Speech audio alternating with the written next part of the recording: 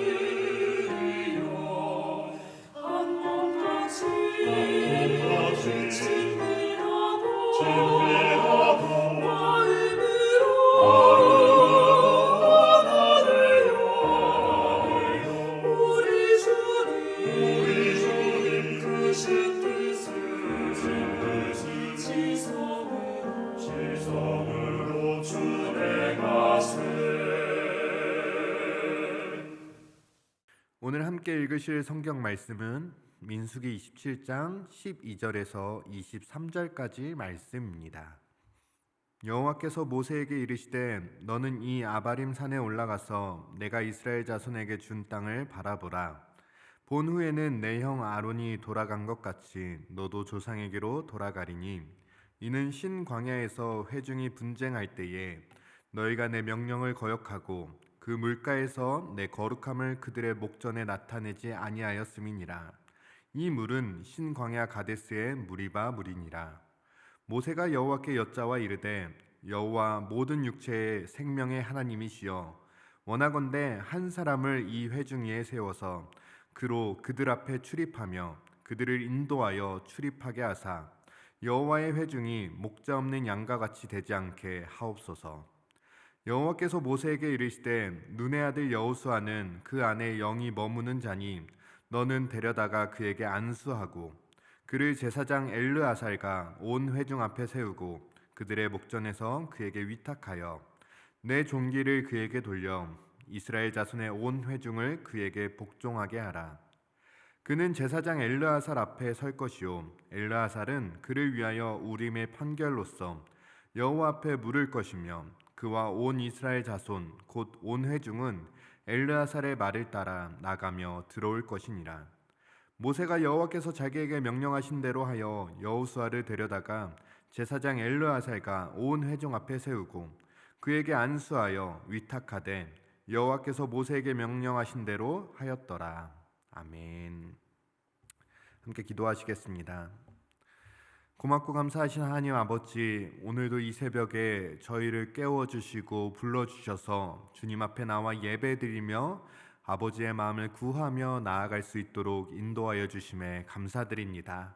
하나님, 오늘도 이 예배 가운데 간절한 마음으로 주님 앞에 나아가는 주의 백성들이 있습니다. 그 마음을 주께서 아실 줄을 믿사오니 오늘도 주님만을 바라보며 나아가는 귀한 하루, 귀한 예배 될 수 있도록 주께서 인도하여 주시옵소서. 특별히 예배 가운데 주님의 이름만을 높이며 나아가오니 주님의 마음이 가득 선포되고 전달되고 우리의 마음이 주님의 마음과 합하여지는 시간 될 수 있도록 주님 이 시간 성령으로 역사하여 주시옵소서. 예배 가운데 함께 하시는 주님의 이름만을 높이며 이 시간 살아계신 예수 그리스도의 이름으로 기도드립니다. 아멘. 오늘도 주님 앞에 나와 예배드리시는 모든 성도님들 가운데 오직 주님만이 주실 수 있는 참된 위로와 소망이 가득 흘러 넘치시기를 주님의 이름으로 축복합니다. 오늘 본문은 하나님께서 새로운 세대에게 땅을 분배하기 위해서 2차 인구 조사를 마치시고 또 거기에서 파생된 슬로브와 딸들의 상속 문제를 마무리하신 후에 이제 백성들의 지도권을 모세에서 여호수아로 계승시킴으로써 가나안 땅에 들어갈 만반의 준비를 하고 계시는 장면입니다. 12절을 보시면 하나님께서 모세에게 아바림 산으로 올라가 이스라엘 자손에게 준 땅을 바라보라고 말씀하십니다. 이 말도 참 멋집니다. 주실 땅이 아니라 예정된 땅이 아니라 가나안은 이미 이스라엘 백성들에게 하나님께서 준 땅이라는 것입니다. 이 아바림 산에 대한 주석을 살펴보면 특정한 산을 지칭하기보다는 모압의 북서부에 있는 산지 이름으로서 동쪽으로는 완만하지만 서쪽으로는 매우 가파른 지역이라고 합니다. 중요한 것은 이곳에 오르면 서쪽으로 사해 북단의 이 가나안 지역을 한눈에 조망할 수 있는 그러한 곳이라는 것입니다. 가나안 땅, 그 약속의 땅이 한눈에 들어오는 이 아바림 산에서 하나님께서는 모세에게 이 땅에 들어가지 못하고 너가 죽게 될 것이다 라는 말씀을 하십니다. 그리고 14절은 그 이유에 대해서 구체적으로 이야기합니다. 모세는 민수기 20장에 나오는 가데스의 무리바에서 일어난 사건에서 백성들이 물이 없어 하나님을 원망할 때에 하나님께서 말씀하신 것과는 다른 방법으로 물을 터뜨려 하나님의 거룩함을 백성들에게서 드러내지 못했습니다. 오히려 하나님의 거룩함을 드러내는 것을 가로막았습니다.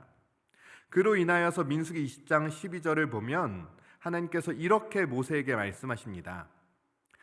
여호와께서 모세와 아론에게 이르시되 너희가 나를 믿지 아니하고 이스라엘 자손의 목전에서 내 거룩함을 나타내지 아니한 고로 너희는 이 회중을 내가 그들에게 준 땅으로 인도하여 드리지 못하리라 하시니라. 하나님은 모세에게 무리바에서의 일을 다시 상기시키시며 이 땅에 들어가지 못할 것을 말씀하고 계시는 것입니다. 이러한 장면은 사실은 요즘 친구들이 사용하는 말을 빌리자면 완전히 뒤끝 장렬입니다. 그래도 모세가 한 것이 있지 않습니까? 모세가 얼마나 많은 일들을 하였습니까? 80이 된 모세를 불러서 그 애굽의 바로왕 앞에서 숱한 죽음의 위기를 지나게 하시고 또 그것도 모자라서 40년 동안 그 광야라는 사막 한가운데를 지나게 하셨는데 이제 와서 그 단 한 번의 실수로 약속의 땅을 밟지 못한다는 것이 어떻게 보면 참 야속해 보이기도 합니다. 우리가 정직하게 죄를 고백하고 돌이키면 다시는 그 죄를 기억하지 않는다고 하셨는데 여기에서 그러한 하나님의 모습은 잘 느껴지지 않는 것 같기도 합니다. 그런데 이 말씀을 계속 읽으면서 묵상을 하다 보니 문득 이런 생각이 들었습니다. 모세가 가나안 땅에 들어가지 못하는 것은 누구에게 가장 큰 유익일까 하는 질문이었습니다. 여러분, 누구에게 가장 큰 유익일까요? 바로 모세입니다. 모세는 이 상황 속에서 하나님의 하나님됨을 온전히 경험하였습니다. 창조주 하나님의 온전한 다스림을 받는 삶이 무엇인지를 삶으로 고백할 수 있었습니다. 모세가 가나안 땅에 들어가지 못하는 것은 그의 사역의 실패를 의미하는 것이 아니라 그가 끝까지 하나님과 동행하는 삶을 살았다는 증표가 되었던 것입니다. 가끔 청년들과 함께 사역하다 보면 그럴 때가 있습니다. 사역을 정말 잘 마쳤는데, 의도한 것보다 계획한 것보다 정말 멋지게 잘 마쳤는데 마음이 공허할 때가 있습니다. 사역을 정말 잘 마친 청년들이 오히려 이전보다 더 믿음이 흔들리고 더 마음이 하나님에게서 멀어지는 모습을 볼 때가 있습니다. 어떤 때인지 아십니까? 그 모든 과정 속에서 하나님의 다스리심을 느끼지 못할 때 우리는 그렇게 됩니다.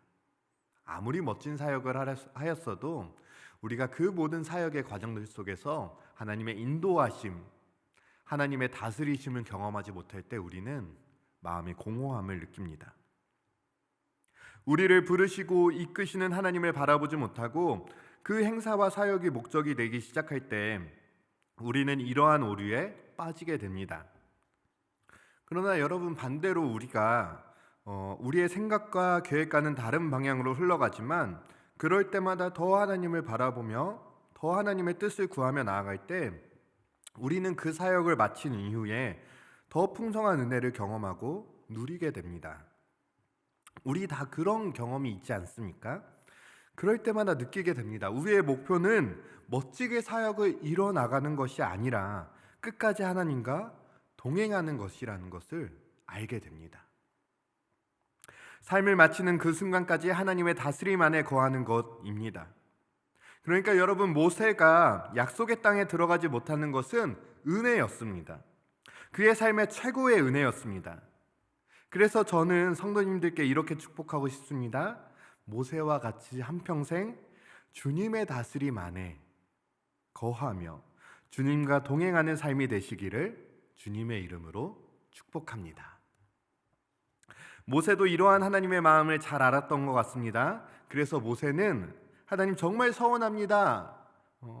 그래서 하나님께 원망이 아니라 그 다음의 일들을 하나님께 질문하기 시작합니다. 그것은 자신을 이어 이스라엘을 인도할 지도자에 대한 질문이었습니다. 함께 16절, 17절 말씀을 보겠습니다. 여호와 모든 육체의 생명의 하나님이여, 원하건대 한 사람을 이 회중 위에 세워서 그로 그들 앞에 출입하며 그들을 인도하여 출입하게 하사 여호와의 회중이 목자 없는 양과 같이 되지 않게 하옵소서. 아멘. 이 모세의 질문에 하나님께서는 오래전부터 준비되어 왔던 여호수아를 이스라엘의 새 지도자로 말씀하십니다. 여호수아는 출애굽 당시 아말렉과의 싸움에서 이스라엘의 지휘관으로 전투에 임했습니다. 또 그 이후에는 모세의 부관으로서 언제나 모세 곁을 지키며 그 모세와 뜻을 같이 한 사람이었습니다. 또한 가데스 바니아에서 12지파를 대표하였던 그 12정탐꾼들 중에서 10명의 정탐꾼이 두려움에 휩싸여 가나안에 들어갈 수 없다고 이야기할 때 갈렙과 함께 하나님의 약속을 선포하였던 사람이 바로 여호수아였습니다. 오늘 본문 18절을 보시면 하나님께서는 이 여호수아를 향해 그 안에 영이 머무는 자라고까지 말씀하십니다.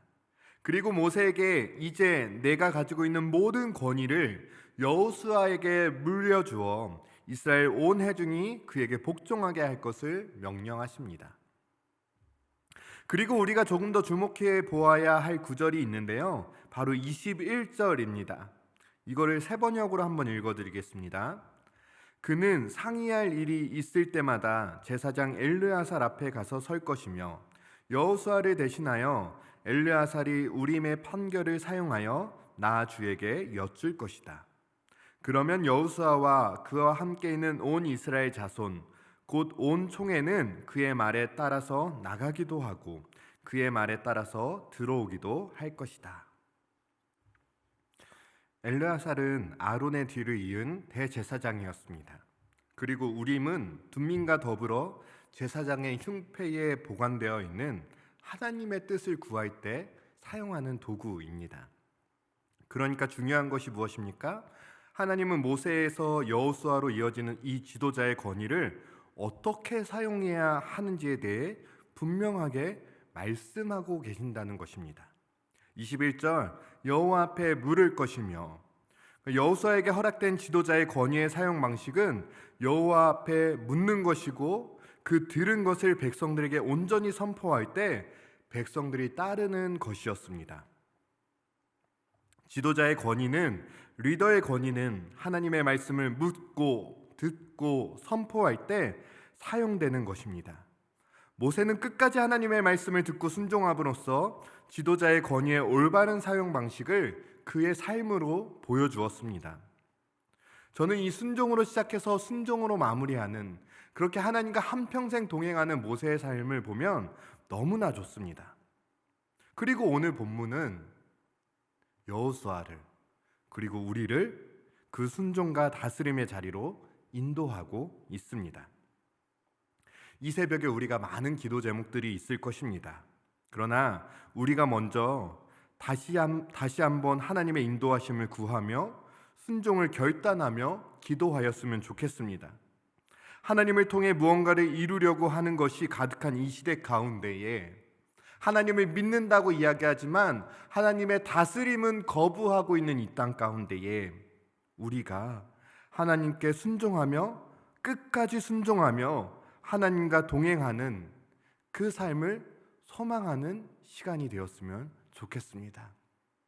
우리는 모두 이 시대의 영적인 리더로 부르심을 입었습니다. 그리스도인으로 부르심을 받았습니다.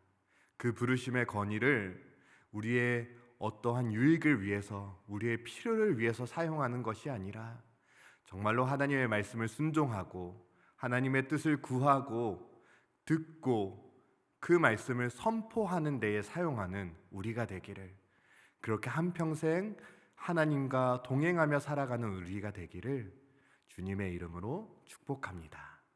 아멘. 하늘에 계신 우리 아버지여, 이름이 거룩히 여김을 받으시오며 나라가 임하시오며 뜻이 하늘에서 이루어진 것 같이 땅에서도 이루어지이다. 오늘 우리에게 일용할 양식을 주시옵고 우리가 우리에게 죄 지은 자를 사하여 준 것 같이 우리 죄를 사하여 주시옵고 우리를 시험에 들게 하지 마시옵고 다만 악에서 구하시옵소서.